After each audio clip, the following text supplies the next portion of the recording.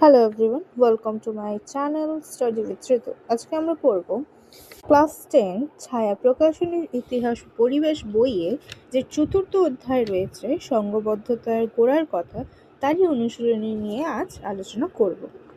বিভাগ ক, 1 নম্বর কোশ্চেনটা হচ্ছে ভারত সভার প্রথম সভাপতি ছিলেন। উত্তর হবে সুরেন্দ্রনাথ বন্দ্যোপাধ্যায়। 2, বন্দে মাতরম সঙ্গীতটি রচিত হয়েছিল 1875 খ্রিস্টাব্দে। 3, গগনেন্দ্রনাথ ঠাকুর ছিলেন ব্যঙ্গচিত্রশিল্পী। বিভাগ খ এর 1 হচ্ছে ভারত মাতার চিত্রটি কোন ঐতিহাসিক ঘটনা পটভূমিকায় অঙ্কিত? বঙ্গভঙ্গ বিরোধী স্বদেশী আন্দোলন। 2, মহারানী ঘোষণাপত্র কবে পেশ করা হয়? 1851 খ্রিস্টাব্দে 1 নভেম্বর। বি, গোরা উপন্যাস রবীন্দ্রনাথ ঠাকুর ইউরোপীয় সমাজকে সমর্থন করেছিলেন। ভুল। 2, ভারত সভা ইলবার্ট বিলের বিরোধিতা করেছিলেন। এটিও ভুল। ল্যান্ড হোল্ডার্স সোসাইটির অন্যতম সম্পাদক ছিলেন প্রসন্ন কুমার ঠাকুর। সত্য। সি এর মহারানী ঘোষণাপত্র উত্তর হবে 1858 খ্রিস্টাব্দ। 2, বঙ্গভাষা প্রকাশিকা সভা হয়েছিল 1836 খ্রিস্টাব্দে। হিন্দু মেলা 1867 খ্রিস্টাব্দ হবে, আর জাতীয় কংগ্রেস হয়েছিল 1885 খ্রিস্টাব্দে।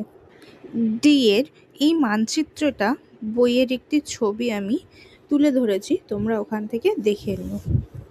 ই, 1857 খ্রিস্টাব্দে বিদ্রোহকে ভারতের প্রথম স্বাধীনতা যুদ্ধ বলা হয়। এটা হবে সিপাহী বিদ্রোহ। হিন্দু মেলা প্রতিষ্ঠা করেন নবগোপাল মিত্র 1867 খ্রিস্টাব্দে। কলকাতায় হিন্দু মেলা প্রতিষ্ঠিত হয়েছিল। ই, স্বামী বিবেকানন্দ বর্তমান ভারত গ্রন্থটি রচনা করেন। এর ব্যাখ্যায় বলা যায় তার উদ্দেশ্য স্বদেশিকতাকে প্রচার করা ছিল। গতে যে সংক্ষিপ্ত প্রশ্নাবলীগুলি রয়েছে, অর্থাৎ 2-3 বাক্যে যেটা লিখতে দিয়েছে, তার মান কিন্তু আমি সেইগুলো লিখেছি। তোমরা ভিডিওগুলি স্টপ করে এগুলো লিখে নিতে পারো। প্রথম কোয়েশ্চেন হচ্ছে 19 শতকের দ্বিতীয়ার্ধে সভা সমিতির যুগ বলা হয় কেন? উত্তর হবে 19 শতকের দ্বিতীয়ার্ধকে ডক্টর অনিল শীল সভা সমিতির যুগ বলে অভিহিত করেছেন। কারণ হচ্ছে 3টি বা 4টি কারণ তোমরা দেবে। প্রথম হচ্ছে এই সময় সাহিত্য, সংস্কৃতি, রাজনীতি নিয়ে যে পাশ্চাত্য শিক্ষায় শিক্ষিত বেশ কিছু ভারতীয় বিভিন্ন প্রেসিডেন্সি শহরগুলিতে বিভিন্ন সভা সমিতি প্রতিষ্ঠিত হয়েছিল। সেই সমস্ত সভা সমিতির মধ্যে উল্লেখ ছিল বঙ্গভাষা প্রকাশিকা সভা, জমিদার সভা, হিন্দু মেলা, ভারত সভা, ইন্ডিয়ান লীগ প্রভৃতি।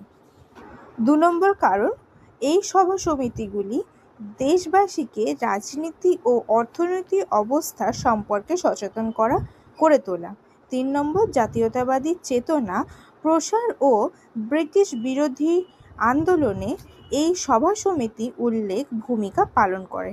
4 নম্বর, ব্রিটিশ সরকারের বিভিন্ন নীতি, কর ও শুল্ক নীতিগুলি এবং ভারতীয়দের বিভিন্ন দাবি দাওয়া নিয়ে সরবরাহ হয়। 2 নম্বর কোয়েশ্চেন, আনন্দমঠ উপন্যাস কিভাবে জাতীয়তাবাদী ভাবধারাকে উদ্ভূত করেছিল? উত্তর হবে 76 মন্বন্তর 1176 বঙ্গাব্দে প্রেক্ষাপটে রচিত। 1882 খ্রিস্টাব্দে প্রকাশিত বঙ্কিমচন্দ্র চট্টোপাধ্যায়ের আনন্দমঠ উপন্যাসটি ভারতের জাতীয়তাবাদী ভাবধারাকে উদ্বুদ্ধ করে ক্ষেত্রে অগ্রণী ভূমিকা গ্রহণ করেছিলেন। 1, দেশকে মা বলে কল্পনা করে তিনি এই গ্রন্থ স্বদেশপ্রেম, দেশমাতৃকার দুর্দশা মোচনের সংকল্পের জন্ম দেয়। 2, সন্তান দল এই কার্যকলাপ দেশে বহু স্বাধীনতা কর্মী সংগঠন প্রতিষ্ঠার অনুপ্রেরণা জাগায়।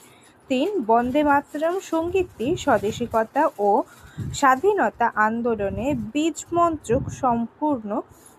যুব সমাজকে আন্দোলনে ঝাঁপিয়ে পড়তে উৎসাহিত করেছিল? 3 নম্বর কোশ্চেন, মহারানী ঘোষণাপত্রে 1858 খ্রিস্টাব্দের মূল উদ্দেশ্য কী ছিল? 1857 খ্রিস্টাব্দে মহাবিদ্রোহের পর 1858 খ্রিস্টাব্দে পয়লা নভেম্বর মহারানী ঘোষণাপত্র জারির মাধ্যমে ভারতের শাসনভার সরকারি মহারানী তথা ইংল্যান্ডের পার্লামেন্টের হাতে চলে যায়। এই ঘোষণাপত্র আপাততভাবে ভারতীয় দাবি মেনে নেওয়া হয় বলেই চলে। এই ঘোষণাপত্রে আপাততভাবে ভারতীয়দের দাবি মেনে নেওয়াই বাস্তবে যে মূল উদ্দেশ্য ছিল সেটাই হচ্ছে 1 নম্বর, দেশীয় রাজাদের আপাতভাবে সন্তুষ্ট রেখে তাদের যাতে আনুগত্য অর্জন করা যায়, তারা ভবিষ্যতে কোনো বিদ্রোহ না করে তা আগ্রহী না হয় সেটার দিকে লক্ষ্য রাখা। 2 নম্বর, শিক্ষিত শ্রেণীকে প্রতিশ্রুতির মাধ্যমে সন্তুষ্ট রেখে ব্রিটিশ উপনিবেশিক শাসনের বিরুদ্ধে প্রতিবাদ ও বিদ্রোহ থেকে বিরত রাখা। 4 নম্বর কোশ্চেনটি হচ্ছে, ব্যঙ্গচিত্র কেন আঁকা হয়েছিল? 1 নম্বর, সমাজ, অর্থনীতি, রাজনীতি বা ব্যক্তি বিশেষের কোনো বিশেষ একটি সম্পর্কে চিত্রের বা শিল্পের সমালোচনামূলক দৃষ্টিভঙ্গি একটু ব্যতিক্রম চিত্রের মাধ্যমে প্রকাশ করার জন্য ব্যঙ্গচিত্র আঁকা হয়েছিল। 2 নম্বর, কার্টুন বা ব্যঙ্গচিত্র সমাজের নানা